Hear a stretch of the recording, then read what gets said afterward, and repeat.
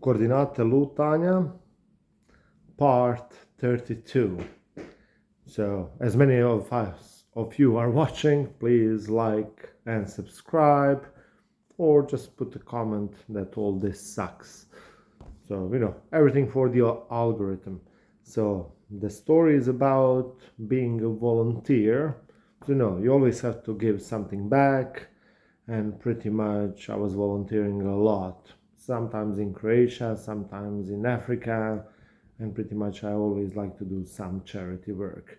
So my parents, they sucked me into that volunteering by the end of the 90s.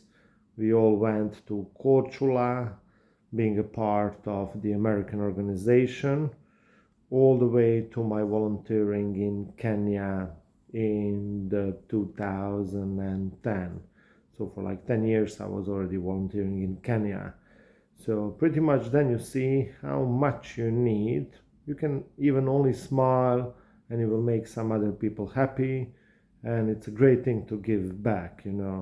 So my volunteer experience, they're totally different, because when I was volunteering in Korčula Island, that was after the breakup of Yugoslavia, after all that war happening around, kids without the parents, the orphans, and pretty much some kids who have been heavily injured during that conflict.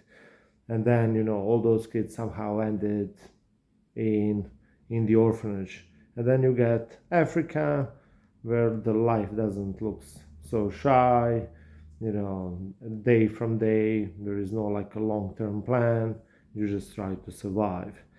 So pretty much all of that people have in common is that they never move the smile from their face, because they have a little and they smile more than all of us who live a pretty good and decent life.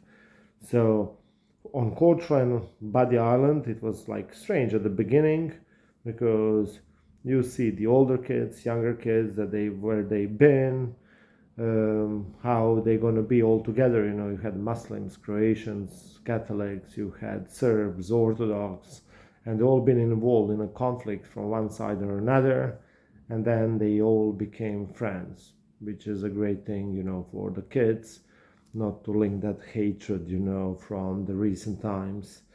So pretty much, we all been there together for 15 days or a month, depends on the time period, and pretty much we made them happy. It was fantastic to see the kids who have never been on a seaside, to see the pier, to see the boats going by, and how they've been so excited.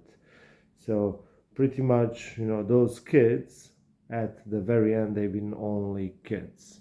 So you could see some sadness in their eyes, but it takes time to embrace those camps where you just try to help them. So volunteering as volunteering, you have to give away some of your time, you have to give the people what they need, especially the ones who are in so much need. In pretty much in all the rural parts of Africa, I noticed that there is more poverty than only the poverty what people can even imagine. That you are giving them a salt, a sugar, and they are pretty much they're very shy because they are poor.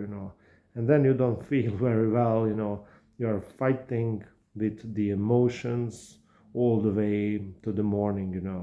And the guys cry, and there's you can always cry in Africa because you see all the crazy shit over there. Usually my friends ask me hey Vuka, what do you do in Africa for 3-4 months? And pretty much it's hard to tell them what I do, and it's very hard to describe it.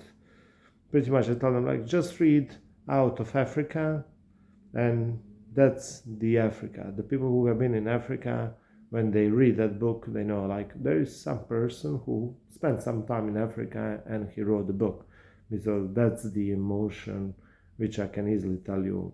That's the thing what it brings joy when you come back to Africa. Pretty much as I was volunteering in Africa, of course there were so many Croatians with me, And I even won the travel photography contest from Africa in 2020 in Croatia. I put all that photos in black and white because it just gives you the story behind it, you know. Pretty much, you know, I am not a psychologist, I'm not this, I'm not that, but you know, I try myself, I try to do the best to make those kids happy in the orphanages, you know, just hug them, just encourage them, talk to them, communicate, you know, like, and you will see every time you come back that they will embrace you all over again. So it's a crazy thing because, you know, in orphanage you go, they found the family home, you know, and then pretty much, you know, when you leave that their family home and you have to come back home, it was crazy, you know, because all of your friends, they know that you spend so much time in Africa and they are there volunteering for the first year, and they ask you, hey man, what we gonna do now? Like, should we say goodbye? Should we ever return here?